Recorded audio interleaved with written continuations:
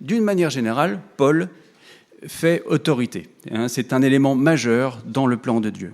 Et malgré cette place unique, particulière que Paul a dans l'histoire de l'Église, eh bien, c'est un apôtre soumis. Et vous verrez en lisant le texte, eh bien, qu'il est soumis à deux choses. D'une part, il est soumis aux circonstances, et on verra ça à la manière dont il voyage. On termine ce matin le troisième voyage missionnaire de Paul, donc on verra dans quelle mesure, dans quelle manière il est soumis aux circonstances, encore une fois par la manière dont il voyage. Et il se soumet aussi à l'autorité des anciens de Jérusalem, alors que lui-même était une autorité respectée. Et si j'aborde cette prédication sous l'angle de l'autorité, de la soumission de Paul, eh bien, c'est qu'il me semble toujours utile de souligner les points d'un texte qui peuvent nous paraître paradoxaux, étonnants, parce que quand on est confronté à ces paradoxes, et que lorsqu'on lit un passage ou une parole et qu'on se dit « Tiens, moi, à la place de Dieu, j'aurais pas fait comme ça. » Voyez, ou à la place de Paul, comme on va le voir dans le texte. Eh bien, dans ces cas-là, bien sûr, c'est toujours Dieu qui a raison. Et donc, c'est l'occasion pour nous d'apprendre des choses sur la pensée de Dieu et par contraste, sur notre mode de réflexion, sur la manière dont on voit les choses. Donc, réfléchir à un point qui nous paraît étonnant et souvent nous permet de constater que souvent, notre pensée n'est pas la pensée de Dieu. La manière de Dieu dont il voit les choses, eh bien, n'est pas notre façon, notre manière de voir les choses.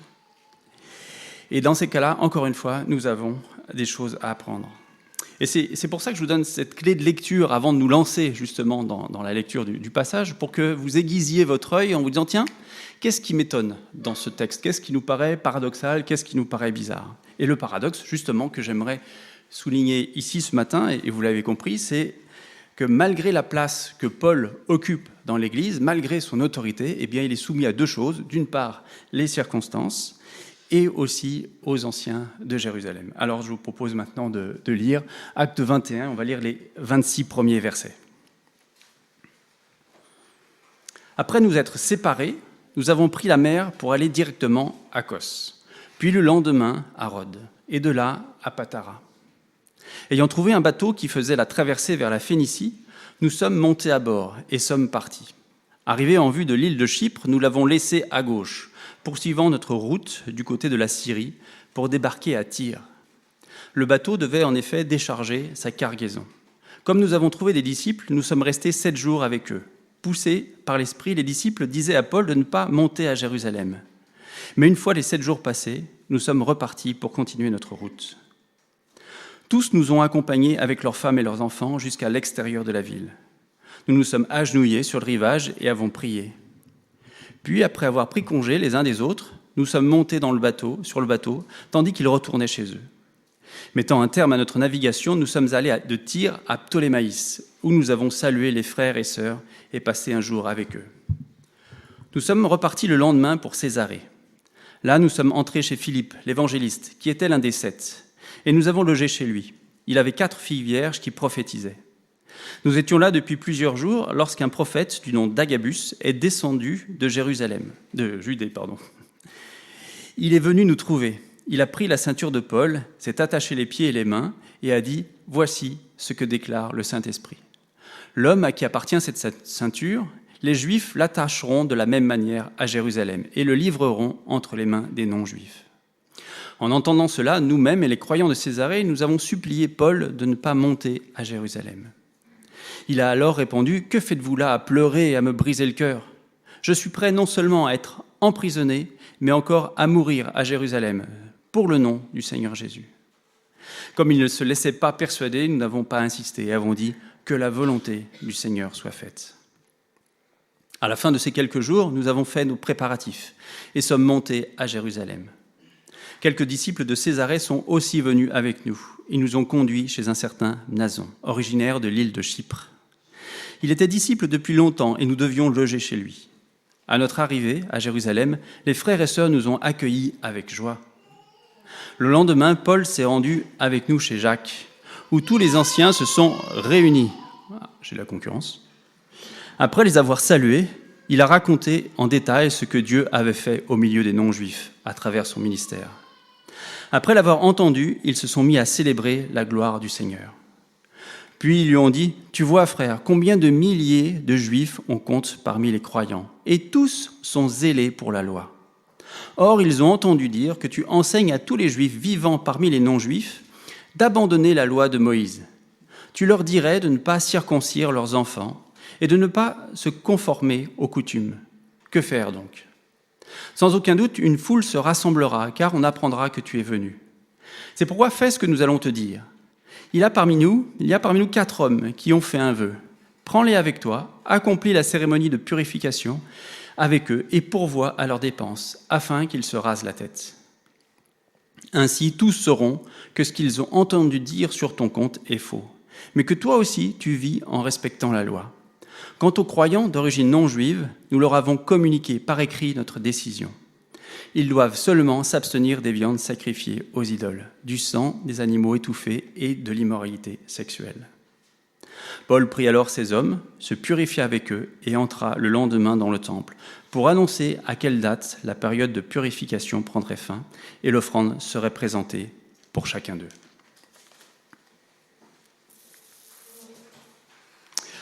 Je vous l'ai dit dans l'introduction, au cours de son voyage, Paul se soumet aux circonstances et aux contraintes qu'il rencontre. Et si je vous fais un bref et rapide résumé des épisodes précédents, Paul, je l'ai dit, termine son 3e voyage missionnaire.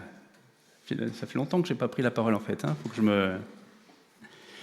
Donc il termine son 3e voyage missionnaire. Voilà. Il est en route là pour Jérusalem. Et là, je reprends la carte. Donc il était ici à Éphèse, qui est dans le cercle vert, voilà, ici, à Éphèse. Ça, c'est dans Actes 19, verset 21, je remonte un petit peu le temps. Après ces événements, donc à Éphèse, Paul forma le projet d'aller à Jérusalem en traversant la Macédoine et l'Achaïe. Donc, ce n'est pas forcément le chemin le plus court, parce que Éphèse est ici, Jérusalem est ici, au cercle. Et puis, donc, son projet est de faire tout le tour là pour visiter des églises et puis aller jusqu'à Corinthe. Et son projet était justement de Corinthe de rallier Jérusalem, je ne vois plus où est Corinthe, mais par ici, de relier Jérusalem. Et puis là, il y a un complot contre lui, un complot des Juifs qui lui disent « bon, c'est pas possible ». Et Paul donc va rebrousser chemin et il remonte comme ça ici, le long de la Macédoine, et il revient ici à Éphèse. Et la dernière fois qu'on a lu le livre des Actes, donc Acte 21, on avait laissé Paul sur la plage de Milette.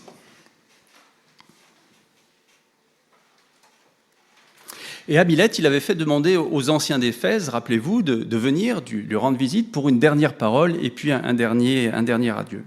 Et puis, là, sur la plage, il était monté sur le bateau vers Jérusalem, et c'est Acte 21, c'est le passage que l'on a lu ce matin.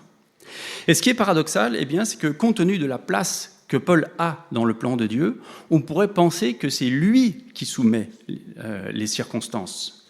C'est lui qui va décider de quel bateau il va prendre. Et ce serait davantage dans l'ordre des choses. Et en tout cas, c'est ce à quoi nous serions attendus, au fond. Non, en fait, c'est l'inverse. C'est Paul qui est soumis aux circonstances. Et d'un point de vue humain, la manière dont Paul voyage est totalement inefficace et en plus, même, c'est indigne de lui. Parce que si les moyens dont Paul avait pu disposer pour voyager, vous voyez, ça aurait été digne d'un responsable de haut rang, digne d'un chef d'État. En tout cas, il aurait eu au moins un bateau à lui, pour lui, vous voyez, qui est le plus rapide et le plus confortable possible pour rallier aussi vite que possible, là aussi, Jérusalem. Et puis, il aurait aussi logé dans la meilleure des auberges. Non, pas du tout. En fait, il fait du blabla bateau, vous voyez, sur la plage. Et en plus, il loge chez l'habitant. Regardez ce qui est dit au verset 2. « Ayant trouvé un bateau qui faisait la traversée vers la Phénicie. » Alors, la Phénicie, vous voyez, c'est ici, c'est dans la bonne direction pour Jérusalem.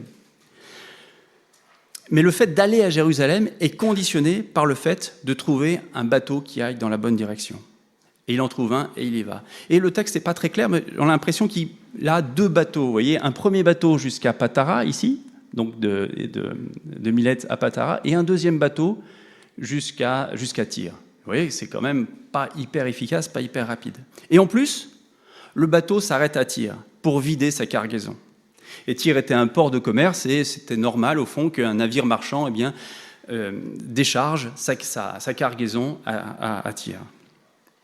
Mais quelle qu'a été l'importance de la cargaison, il y avait à son bord quelque chose de bien plus important et plus précieux qu'elle, Paul et son équipe, et surtout le projet qui les conduisait à Jérusalem.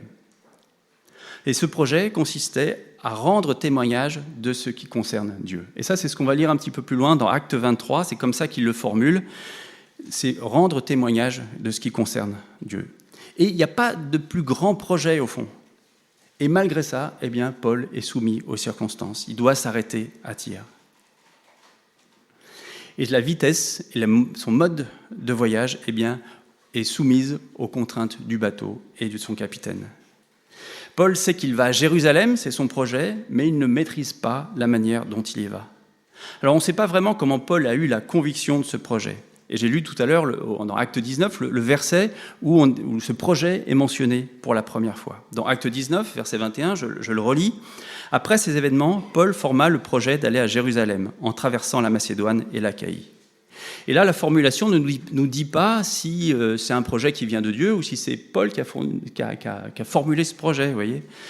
Et un peu plus loin, au chapitre 20, on en sait un petit peu plus. C'est des versets que l'on a lus la dernière fois, mais c'était au mois de juin, c'était avant les vacances, c'est passé plein de choses depuis.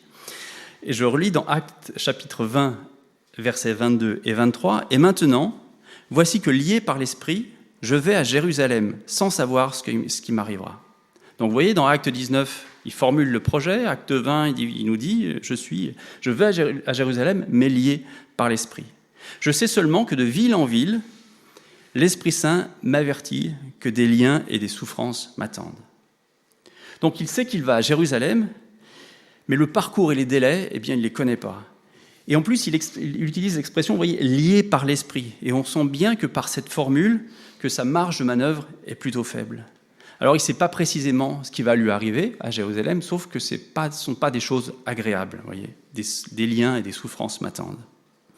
Alors on peut tirer des enseignements, je crois, de la manière dont Paul voyage, et notamment sur la manière dont nous acceptons les événements qui nous affectent, les circonstances dans lesquelles nous vivons. Est-ce que nous croyons que c'est Dieu qui dirige les événements et les circonstances de nos vies?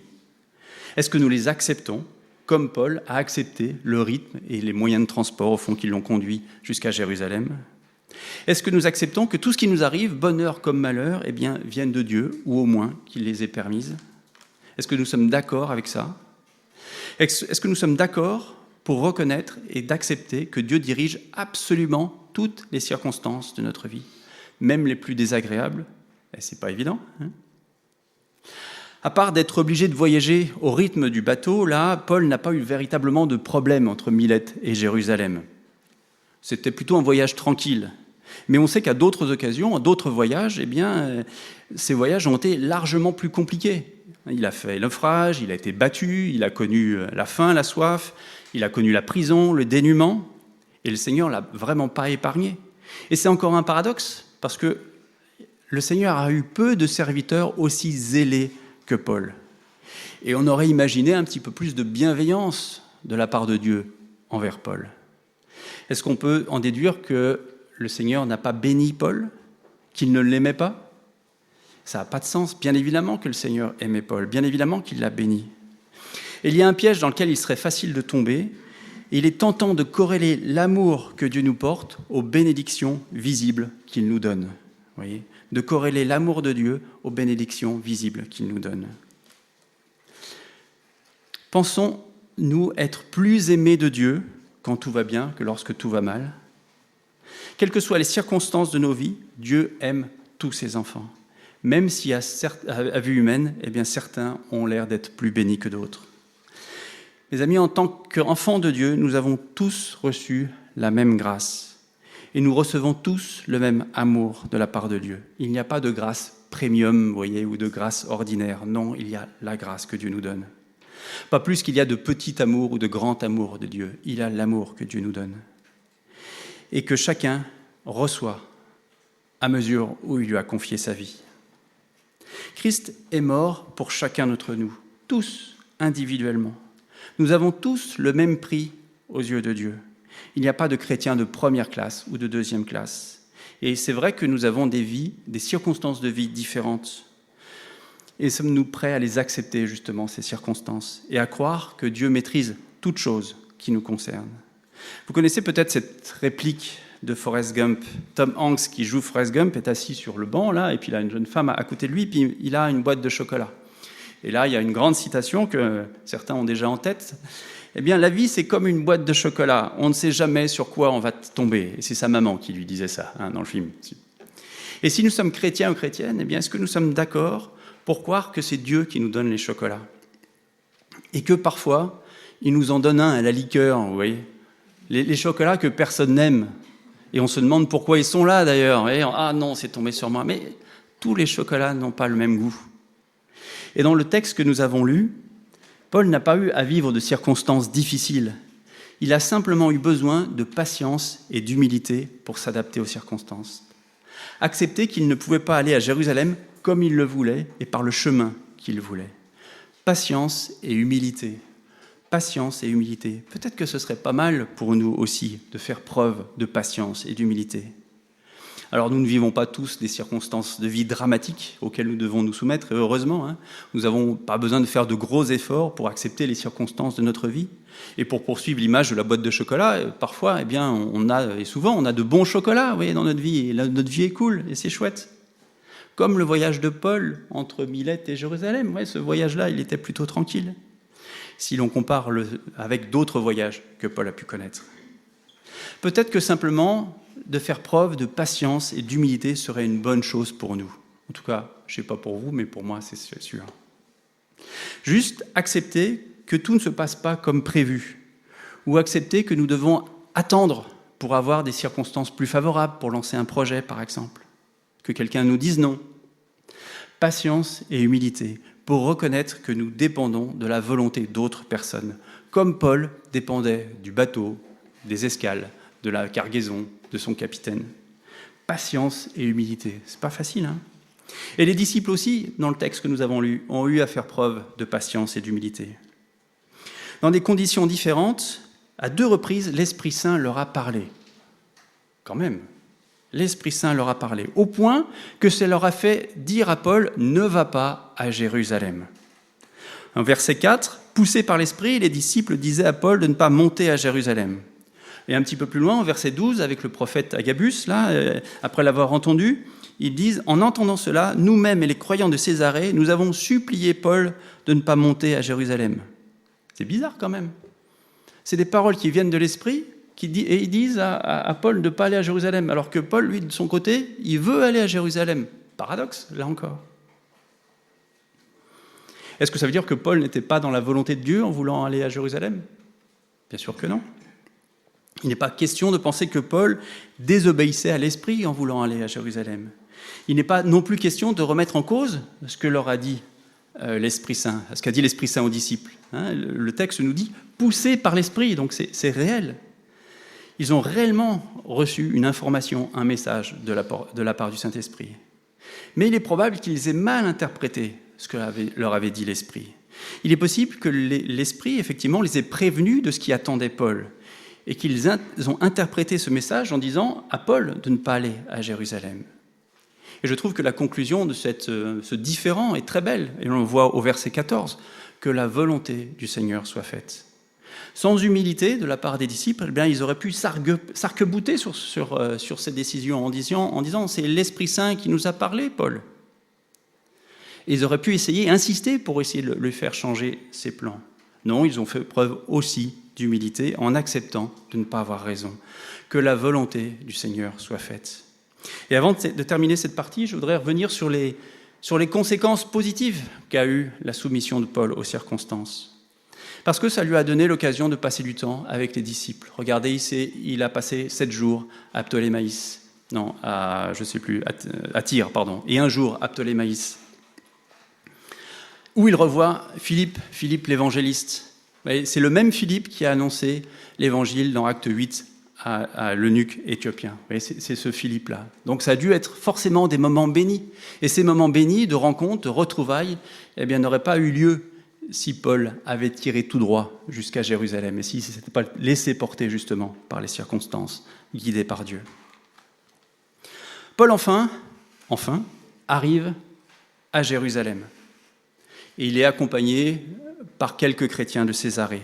Et là encore, il loge chez l'habitant, Airbnb déjà, un certain Nason, nous dit le texte. Et dès le lendemain, il va chez Jacques, qui est le frère de Jésus et l'un des responsables, le responsable de l'église de Jérusalem. S'y trouvent également, chez Jacques, tous les anciens. Et Paul y raconte comment le Seigneur a agi à travers lui tout au long de son voyage missionnaire. Et tous ensemble, ils se réjouissent et louent le Seigneur. Puis assez rapidement, Jacques aborde le sujet délicat. Et c'est au verset 21. Les Juifs convertis à la foi chrétienne ont entendu dire que tu enseignes aux Juifs vivant au milieu des non-Juifs d'abandonner la loi de Moïse. Tu leur dirais de ne pas circoncire leurs enfants et de ne pas se conformer aux coutumes. Et Jacques est très factuel, il ne prend pas position dans cette situation, il la décrit. Il n'accuse pas Paul, il ne cherche pas à le pousser à la justification. Les Juifs croyants ont entendu dire que. Et finalement, lui-même reste neutre dans la description de cette situation. Et c'est une situation dont l'enjeu est important, car c'est l'unité de l'Église qui est menacée par ce sujet qui déchaîne les passions. La place de la loi dans la foi, quand on est un juif converti, et particulièrement le sujet de la circoncision. Et c'est un sujet qui a déjà été abordé, on l'a vu dans Acte 15, ça avait fait l'objet d'une lettre de la part des apôtres, des anciens, envers les différents chrétiens, et notamment envers les non-juifs. Mais là, le sujet revient. Comment concilier le respect de la loi de Moïse, des coutumes, pour reprendre le mot de Jacques, et le rôle de Jésus-Christ, qui est le seul chemin du salut. Et c'est vrai que c'est un sujet sensible. Et une autre question sous-jacente est comment des chrétiens de traditions différentes, juives et non-juives, s'unissent pour créer un seul corps, pour créer l'Église. Et pour éclairer cette articulation entre la loi et la foi, je vous propose la lecture de quelques références pour mieux comprendre justement cette notion qui est pas simple. Et la première lecture, c'est dans Romains 7, verset 7. J'ai simplement mis les références. Je vais vous lire le texte. Vous pouvez les prendre aussi dans vos Bibles. On va faire 2-3 lectures dans Romains, dans l'Épître aux Romains. Romains 7, verset 7. Que dirons-nous donc ? La loi est-elle péché ? Donc c'est Paul qui parle, justement. Certainement pas. Mais je n'ai connu le péché que par l'intermédiaire de la loi. En effet, je n'aurais pas su ce qu'est la convoitise si la loi n'avait pas dit « tu ne convoiteras pas ». Donc, on ne connaît le péché que parce que la loi existe. Si la règle n'existe pas, la transgression n'existe pas non plus. Et c'est l'intérêt de la loi, au fond. Elle fait prendre conscience de l'existence du péché. C'est elle qui détermine la limite. L'intérêt majeur de la loi, c'est ça. Définir ce qu'est le péché, ce qui est obéissance à la loi ou ce qui ne l'est pas. Deuxième étape de réflexion, l'incapacité de l'homme à respecter la loi. Et là, on va lire dans Romains 7, versets 21 à 25. Et c'est bien sûr toujours Paul qui parle. « Je découvre donc cette loi.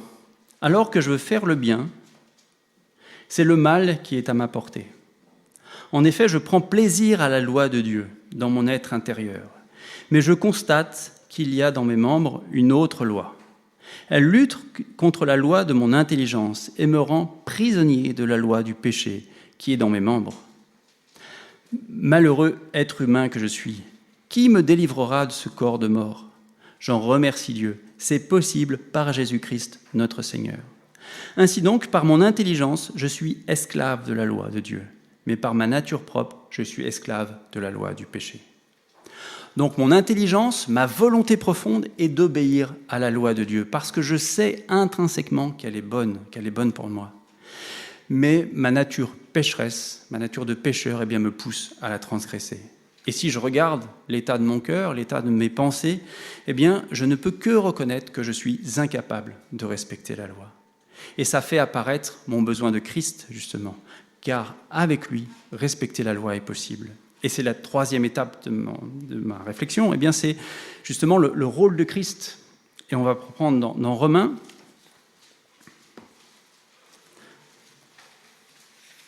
Et le texte déjà qu'on a lu nous préparait à ça, au rôle de Christ. Donc Romains 3, d'abord 23 à 25. Tous ont péché et sont privés de la gloire de Dieu. Point. Voilà, c'est clair. Tous ont péché et sont privés de la gloire de Dieu.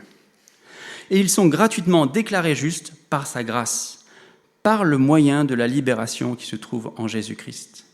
C'est lui que Dieu a destiné à être par son sang une victime expiatoire pour ceux qui croiraient. Il démontre ainsi sa justice, puisqu'il avait laissé impunis les péchés commis auparavant à l'époque de sa patience. Et je poursuis un petit peu plus loin, 28-31. En effet, nous estimons que l'homme est déclaré juste par la foi, indépendamment des œuvres de la loi. Ou bien Dieu est-il seulement le Dieu des Juifs? N'est-il pas aussi celui des non-Juifs? Oui, il est aussi le Dieu des non-Juifs, puisqu'il y a un seul Dieu qui déclarera les circoncis justes sur la base de la foi et qui déclarera aussi les incirconcis justes au moyen de la foi. Que signifie-t-il donc que par l'intermédiaire de la foi, nous annulions la loi? Certainement pas. Au contraire, nous confirmons la loi. C'est un texte qui mériterait d'être relu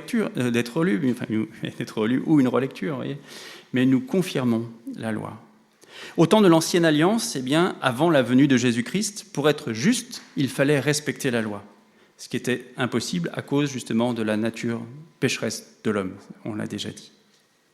Après la mort et la résurrection de Christ, qui marque le temps de la Nouvelle Alliance, ce n'est plus la loi qui rend juste, mais le fait de croire en Jésus-Christ.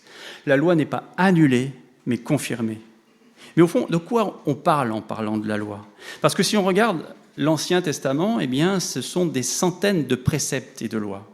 Et c'est d'une grande complexité, au point qu'un docteur de la loi a lui-même posé la question à Jésus. Alors c'était un peu pour le provoquer, mais c'était au fond une vraie question. Et Jésus a répondu. On peut lire le passage avec vous, dans Matthieu 22, à partir du verset 37. Donc à la réponse, à la question du maître, du docteur de la loi, Jésus lui répondit: « Tu aimeras le Seigneur ton Dieu de tout ton cœur, de toute ton âme et de toute ta pensée. C'est le premier commandement et le plus grand. Et voici le deuxième qui lui est semblable. Tu aimeras ton prochain comme toi-même. De ces deux commandements dépendent toute la loi et les prophètes. » Tu aimeras le Seigneur et tu aimeras ton prochain.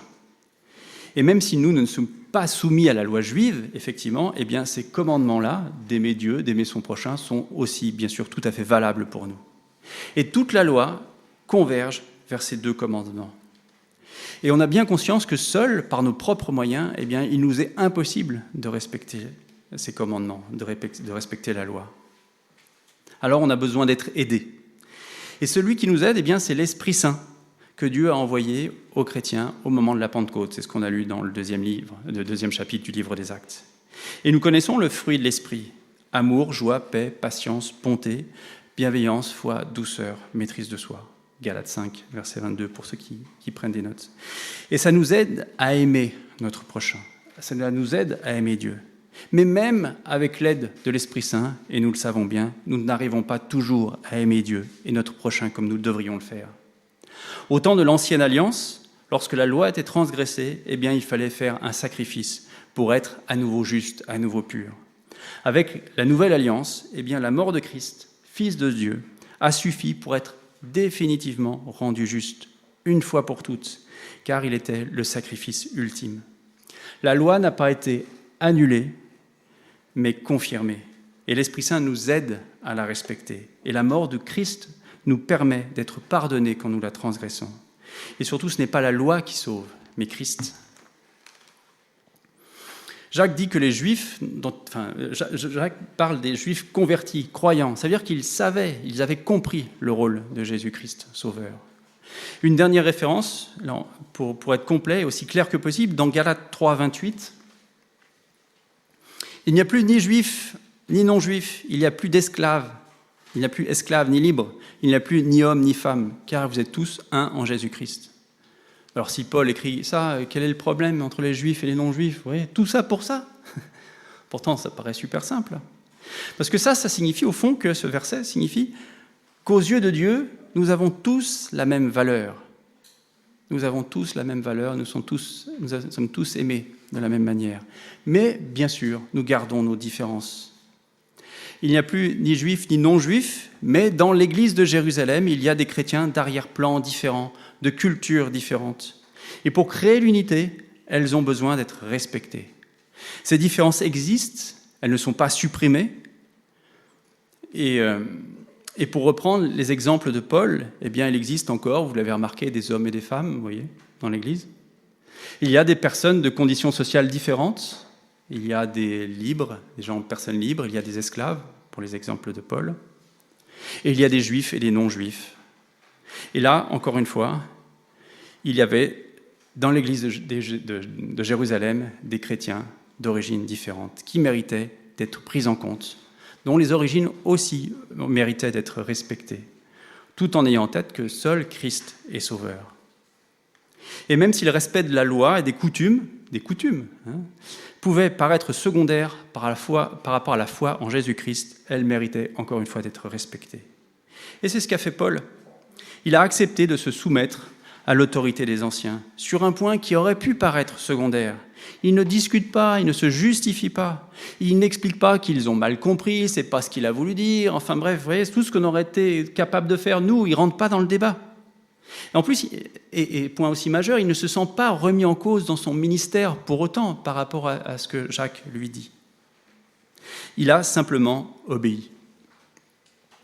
Et c'est d'autant plus étonnant que Jacques demande à Paul de participer à une cérémonie de purification dont l'objectif est d'entrer dans le temple, vous voyez. Et avec ce que l'on a lu avant, eh bien, on sait que c'est Christ qui rend pur. C'est-à-dire qui nous permet d'entrer dans la présence de Dieu. Et pourtant, Paul se soumet à cette coutume en respectant l'autorité collégiale des anciens et des apôtres. Si les Juifs avaient arrêté d'appliquer la loi, ils auraient eu le sentiment sans doute de renier leur origine, leur coutume, leur place particulière aux yeux de Dieu, qui est celle du peuple par lequel Dieu a parlé. Et ce n'est pas n'importe quelle place. La circoncision qu'évoque Jacques était pour le peuple juif le signe de l'alliance, une alliance particulière, tout en ayant conscience que ce n'est pas la loi qui sauve, mais Christ.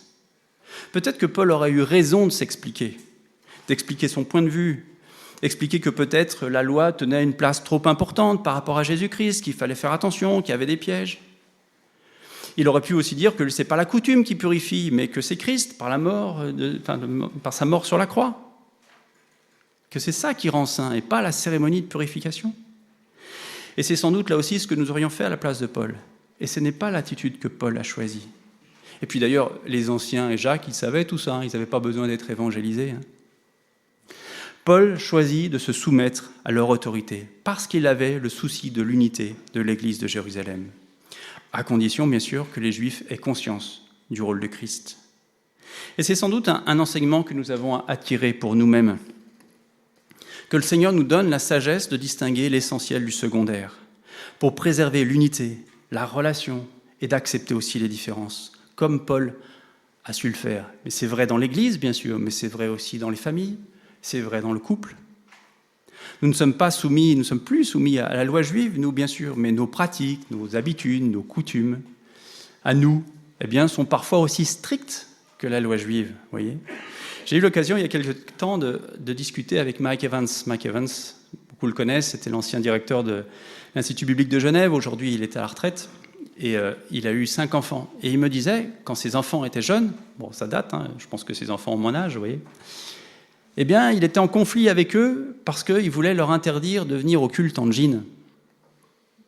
Et la manière dont il en parlait, il était gêné de ça, vous voyez. Parce que parfois, nos pratiques, nos coutumes, on s'arc-boute sur des détails et on n'arrive pas à dissocier le secondaire du principal, et le principal étant qu'il venait au culte, vous voyez, en jean. Ok, je pense qu'aujourd'hui, cette règle nous fait sourire, vous voyez, mais à son époque, eh bien, c'était quelque chose qui était important. Alors que le Seigneur nous donne la sagesse, justement, de distinguer l'essentiel du secondaire dans tous les domaines de notre vie. Pour conclure, alors la conclusion, je suis embêté, parce que j'en ai 2. Il y a celle que j'ai préparée, vous voyez, PowerPoint, etc. Et puis il y a celle qui m'est venue ce matin en réfléchissant une dernière fois à la prédication. Donc, je vais vous faire les 2 pour le même prix. Vous choisirez. Et je vais conclure, la vraie, puis je vais faire la deuxième. Vous savez, un peu comme les films Marvel, là, il faut attendre le générique, il y a un petit bout de film après. Ben voilà, c'est pareil ce matin. Donc, dans le texte que l'on a étudié ce matin, Paul nous donne une double leçon de vie, je crois. Il nous montre comment il est soumis aux circonstances et à l'autorité envers qui il est redevable, les anciens. Il accepte ce qu'il ne peut pas changer. Les circonstances, il accepte justement de s'y soumettre. Et il accepte aussi de se soumettre aux anciens, qui étaient, entre guillemets, eh bien, du même niveau que lui. Et c'est une bonne leçon de vie parce que si nous croyons que Dieu dirige les circonstances et que l'autorité envers laquelle nous sommes redevables a été nommée par Dieu, alors accepter l'un et obéir à l'autre, eh bien, exprime notre soumission à Dieu. La soumission n'a pas une très bonne image dans notre société. On préfère être insoumis. C'est pourtant un moyen important de discerner et d'obéir à la volonté de Dieu. Et pour terminer ce verset, Romains 12, verset 2, « Ne vous conformez pas au monde actuel, mais soyez transformés par le renouvellement de l'intelligence, afin de discerner quelle est la volonté de Dieu. » Et la soumission à l'autorité, aux circonstances, est un moyen de se soumettre, de se discerner la volonté de Dieu, ce qui est bon, agréable et parfait. Et être soumis comme Paul est un moyen, encore une fois, d'accomplir la volonté de Dieu. Ça, c'est la première conclusion. Générique. Deuxième conclusion. Quel soulagement d'être soumis. Quel soulagement apporte la soumission. Savoir que je ne maîtrise pas tout, vous voyez, mais que les circonstances sont entre les mains de Dieu. Savoir que tous les événements, rappelez-vous, il connaît le nombre de cheveux sur notre tête, quel détail. Tout ce qui vient de Dieu, enfin toutes les circonstances, tous les événements viennent de Dieu. Quel soulagement. Et quel moyen de faire baisser notre inquiétude. Voyez, moi, si vous voulez m'inquiéter, vous me mettez dans une situation que je ne maîtrise pas. Alors là, vous me faites monter dans les tours de l'inquiétude. Voyez. Mais quel bonheur de pouvoir savoir que c'est Dieu qui dirige toutes choses, et notamment les circonstances de nos vies. Et quel soulagement d'être soumis à une autorité, vous voyez. Savoir que l'on ne décide pas de tout. Et quel soulagement Paul a dû ressentir après son 3e voyage missionnaire, où il a pris plein de décisions, plein d'initiatives, il a dû faire des choix. Et là, il a juste eu à dire « Oui, Jacques. D'accord, Jacques. » Waouh, quel soulagement. Ouais. J'imagine que vous êtes plutôt soulagé de savoir que vous n'avez pas la responsabilité de l'application des règles sanitaires, vous voyez. Quel soulagement de savoir que d'autres font ça pour vous. C'est cool. Et pour ceux qui prennent ce genre de décision, quel soulagement de savoir que les décisions sont prises en collégialité et que nous sommes soumis les uns aux autres. Et Jacques, vous voyez, quand il a parlé à Paul, il était le porte-parole. Mais je suis sûr qu'avant, entre anciens, entre apôtres, ça a dû discuter ferme. Vous voyez. Qu'est-ce qu'on dit à Paul? Qu'est-ce qu'on lui dit? Et donc, même si c'est Jacques qui a pris la parole, eh bien, il était porté par la communauté, par la collégialité, justement, des anciens. Et je crois vraiment que la soumission, que ce soit aux circonstances ou à l'autorité, est une condition indispensable pour que nous soyons dans la paix de Dieu. Parce que sachons que les circonstances qui nous touchent, eh bien, sont sous la maîtrise de notre Seigneur.